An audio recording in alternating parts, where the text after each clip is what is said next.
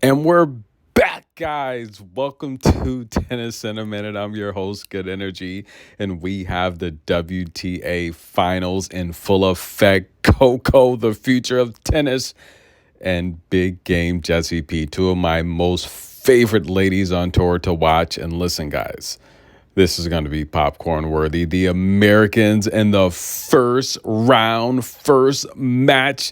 This is going to be great. Now, listen. Guys, before we go any further, do me a favor. Like the video, show some love. And if you're listening to this, do me a favor, go back and like all 6,000 of my videos, guys. I'm a real person. This is a real channel, guys. Like the video, support, show some love, hit the super thanks. Thank you for all of you that do. Now, listen, guys, let's get it on.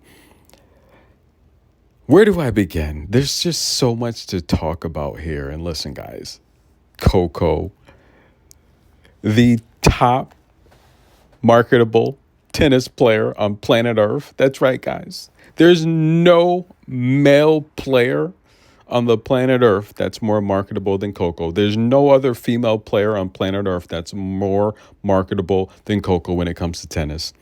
That's right, guys. She's ranked 12th on the all-time marketable athlete list in 2024.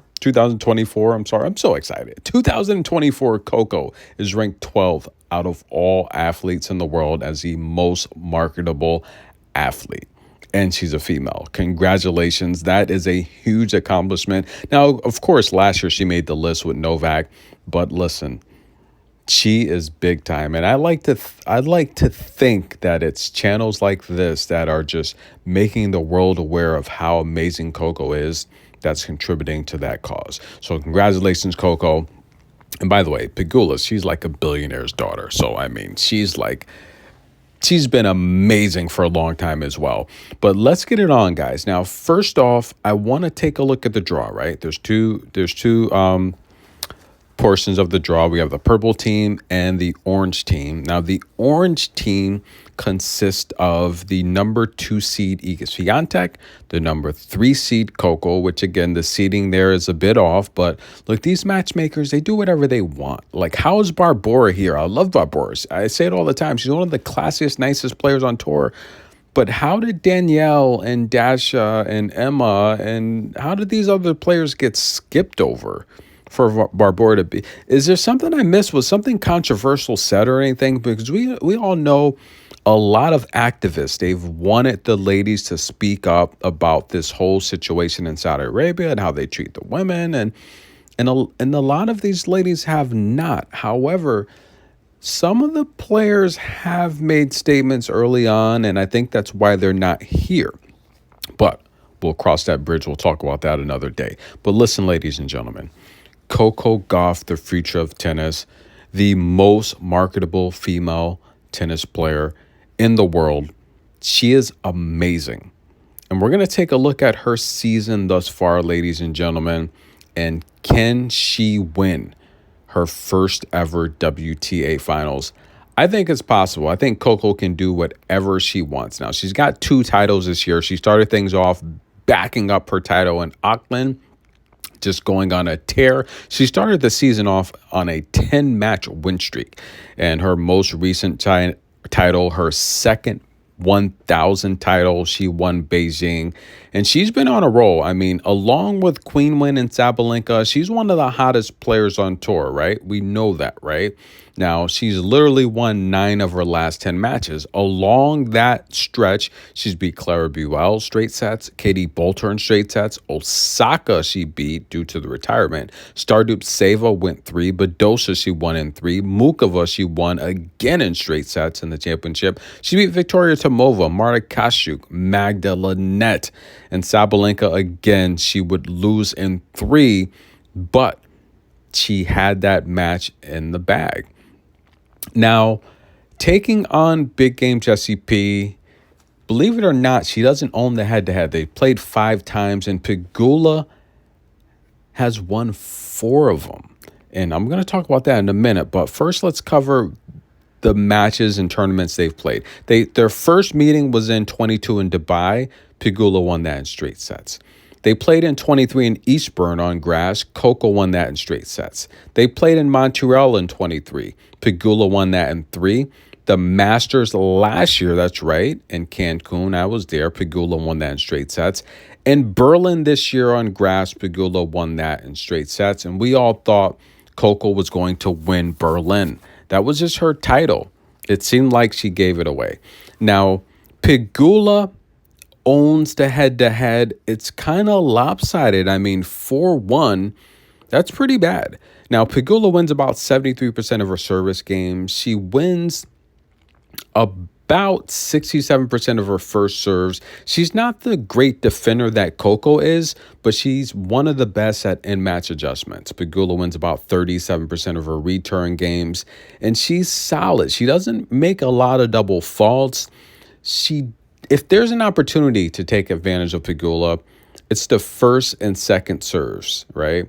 Because she only wins about 48% of her second serves, and she only gets about 62% of her first serves in play. But here's the thing with Pegula that you have to understand.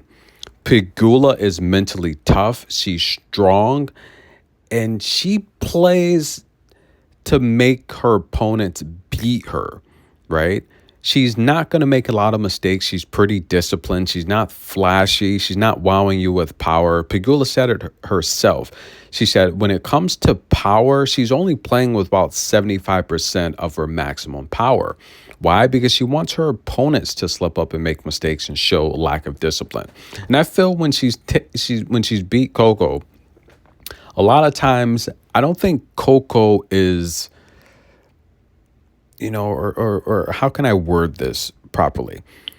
I think it's more so in terms of the victories Pegula has against Coco. I think it's more of what Coco is not doing versus what Pegula is doing. Because Pegula's playing simple tennis. Deep balls, short balls, left, right. She's just keeping the ball in play. And I just think these are matchups that Coco probably should have won the majority of. At least 2 more. The head-to-head should probably be 3-2 Coco.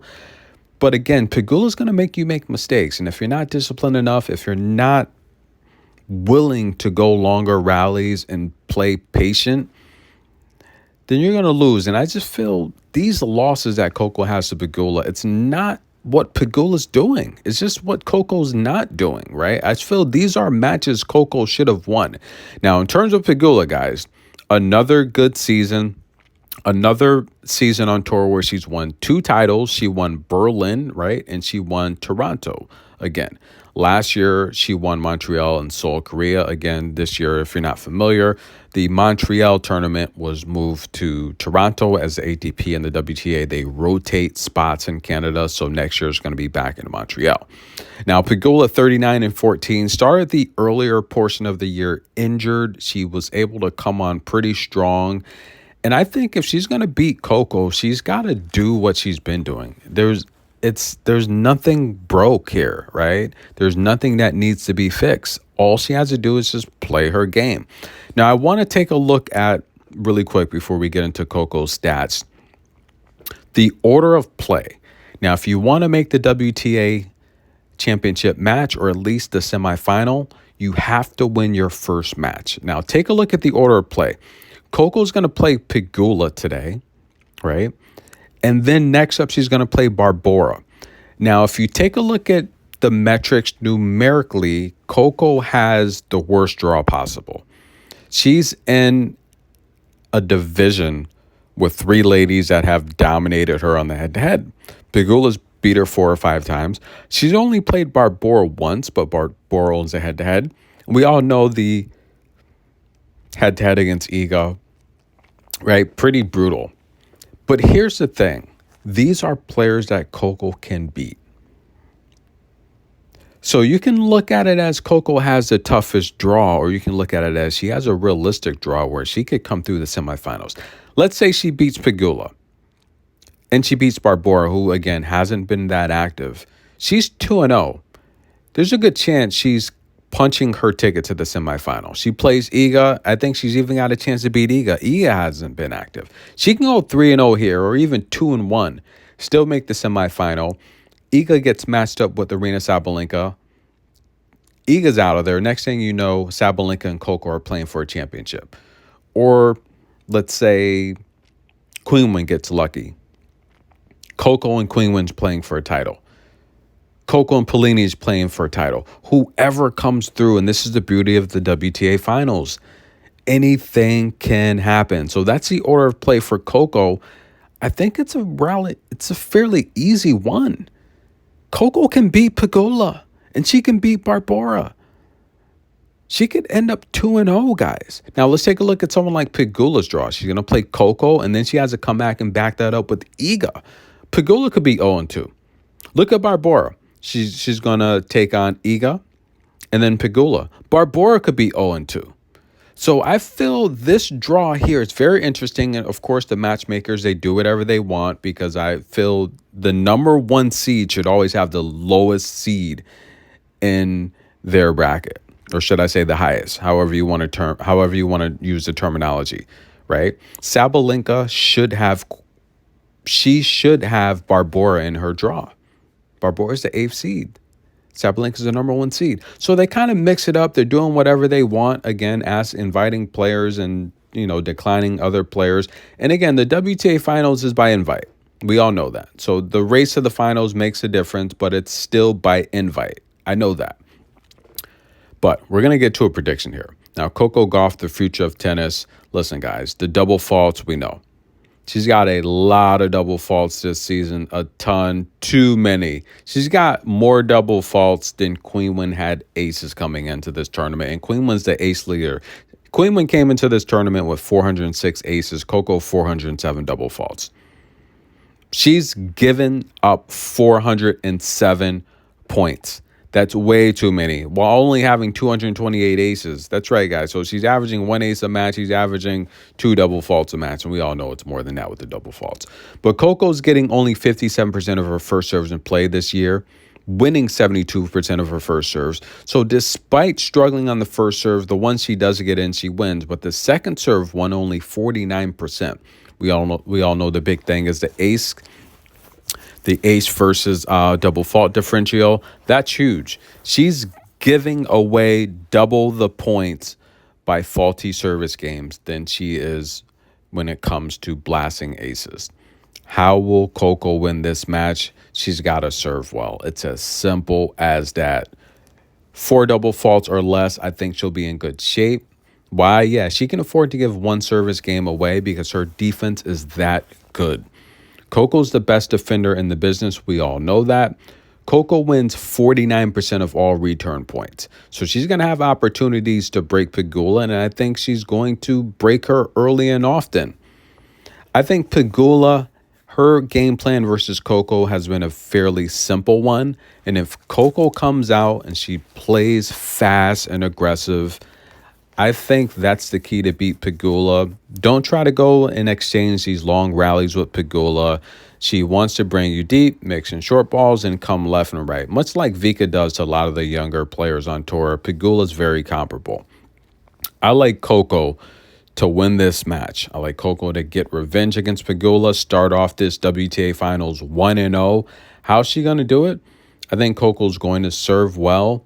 But I think her forehand that has looked so impressive lately, she's going to maybe play conservative with it, attack when necessary. But I think the backhand down the line, Pegula's just not going to have an answer for. I like Coco Gauff to win this match and start off 1-0 and then beat Barbora and start off 2-0 here in Saudi Arabia. Tennis in a minute. Like the video, show some love. Let me know what you think. Who wins this match?